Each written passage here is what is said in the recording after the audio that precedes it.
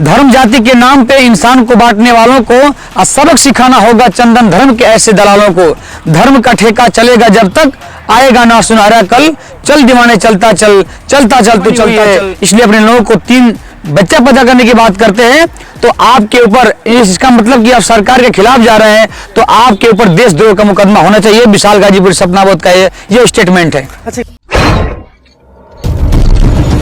Social media पे एक खबर इस तरह से फैल रही है कि लगातार लोग बस यही कह रहे हैं कि क्या सरकार के खिलाफ जाना बहुत ज़रूरी है। अगर कोई सरकार के खिलाफ जाता है तो कहीं ना कहीं उसके ऊपर बड़ी कार्रवाई की जाती है। लेकिन एक ऐसा मामला जो बच्चा पैदा करने को लेकर के है, अभी आपने हाल ही में एक वीडियो देखा होगा जो दिनेश लाल निरहुआ से सवाल पूछा गया था जब वो आजमगढ़ से सांसद हुआ करते थे। उनसे बस इतना पूछा गया कि बेरोजगारी का जो कारण है वो क्या है, तो उन्होंने साफ साफ बताया कि बेरोजगारी का सबसे बड़ा कारण है सबसे ज़्यादा बच्चे पैदा करना। लेकिन आरएसएस के जो राष्ट्रीय अध्यक्ष है मोहन भागवत का एक बयान सोशल मीडिया पे वायरल हो रहा है। उनका कहना है कि 3 बच्चा आप पैदा कर सकते हो, जबकि सरकार कहती है कि हम 2 हमारे 2। हम इससे बातचीत करेंगे जो है कि विशाल जी हैं। बहुत बहुत स्वागत है आपका। बहुत बहुत धन्यवाद प्रमुख सदस्य सत्या भैया जी, और बहुत बहुत साधुवाद जो सत्या एक्सप्रेस न्यूज को देखने वाले सभी सम्मानित साथी, आप सभी को विशाल गाजीपुरी सपना बोध की तरफ से नवोदय जय भीम। सरकार कहती है कि हम 2 हमारे 2, और अभी मोहन भागवत एक बयान आया है कि नहीं 3 बच्चा पैदा कर सकते हो। तो सरकार कहती है 2 बच्चा पैदा करने के लिए, और मोहन भागवत कह रहे हैं 3 बच्चा पैदा करने के लिए। आखिर क्या किया जाए इसमें? तो लगाइए ना मोहन भागवत के ऊपर देशद्रोही का मुकदमा करिए। क्यों देशद्रोह लगाइए उसके ऊपर? क्योंकि इधर हमारे समाज का व्यक्ति कोई भी होता है जो SC ST OBC की बात करता है, अपने महापुरुषों की मिशन को आगे बढ़ाने की बात करता है, तो वो लोग निकाल करके नुस्खा कहते हैं कि इसके ऊपर देशद्रोह का मुकदमा कर दो, और उसके ऊपर देशद्रोह का मुकदमा लगा करके देशद्रोह साबित करके और उसको लोग कोर्ट कचहरी में घसीटते हैं। अभी दिनेश लाल निरहुआ जी, आपने कहा था ना कि दिनेश लाल निरहुआ जी ने जब लोगों ने कहा कि भाई बेरोजगारी का क्या मामला है, कारण क्या है, तो उन्होंने कहा कि नहीं बच्चा ज्यादा पैदा हो रहा है जिसकी वजह से बेरोजगारी हो रही है।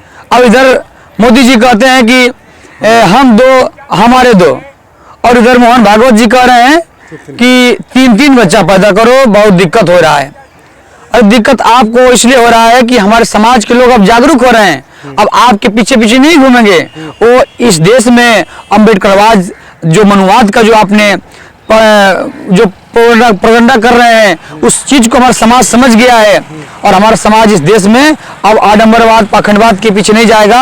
हमारे इस देश के लोग अब सिर्फ और सिर्फ अम्बेडकरवाद को पहचान चुका है, इसलिए आपको डर बनी हुई है। इसलिए अपने लोगों को 3 बच्चा पैदा करने की बात करते हैं तो आपके ऊपर, इसका मतलब कि आप सरकार के खिलाफ जा रहे हैं तो आपके ऊपर देशद्रोह का मुकदमा होना चाहिए। विशाल गाजीपुर सपना बोध का ये स्टेटमेंट है। अच्छा, एक बात बताइए कि हिंदू कम हो रहे हैं, बताया जा रहा है, उनका कहना है कि हिंदू धीरे धीरे कम होते जा रहे हैं, तो क्या हिंदुओं की संख्या बढ़ाने के लिए ऐलान कर दिया जाएगा कि 3 बच्चा पैदा करो?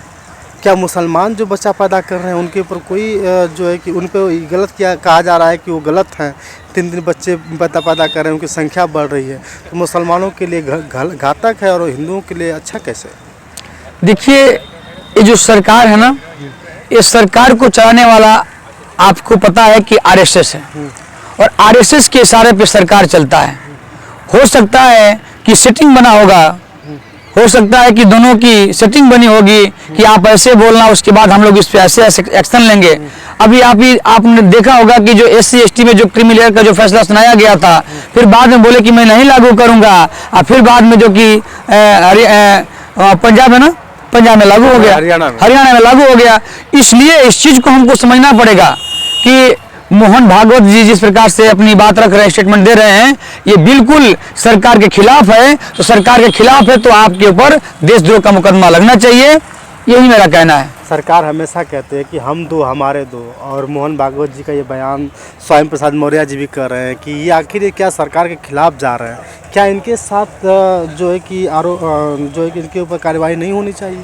क्योंकि सरकार के खिलाफ जाना कहीं ना कहीं बताया जा रहा है आज के डेट में कि जो सरकार का विरोध करता है वो देशद्रोही होता है ना। तो इसीलिए उनकी मानसिकता है कि हमारे SC ST OBC और माइनॉरिटी समाज के ऊपर ये बैन करेंगे कि हम दो हमारे दो करो और उनके लोग 3-3 बच्चा पैदा करें, तो इसका मतलब हमारा संख्या घटे उनका संख्या बढ़े, उसके बाद हमारे पर हमला करें, ये तो उनकी नीयत है। लेकिन उनको ये नहीं पता है कि हमारा पूरा भारत देश एक सोने की चिड़िया थी, एक ही घाट पे शेर और सियार दोनों पानी पिया करते थे। लेकिन आप जैसे लोग इस देश को बांटने का प्रयास कर रहे हैं, हिंदू मुस्लिम की लड़ाई लड़वा रहे हैं, तो हमारा देश समझदारी के साथ काम कर रहा है। मैं एक बार रात में कहना चाहूंगा कि धर्म जाति के नाम पे इंसानों को बांटने वालों को, धर्म जाति के नाम पे इंसान को बांटने वालों को सबक सिखाना होगा चंदन धर्म के ऐसे दलालों को। धर्म का ठेका चलेगा जब तक आएगा ना सुनहरा कल, चल दीवाने चलता चल, चलता चल तू चलता चल, दुनिया के अन्याय से भीम दीवाने लड़ता चल। नागवंश का नायक है तू, द्रविड़ों का सरदार है, मौर्य वंश का है जुनून तू, भारत का रखवार है, तेरी भुजा में बसा हुआ है चंद्रगुप्त का बाहुबल, चल दीवाने चलता चल, चलता चल तू चलता चल। तो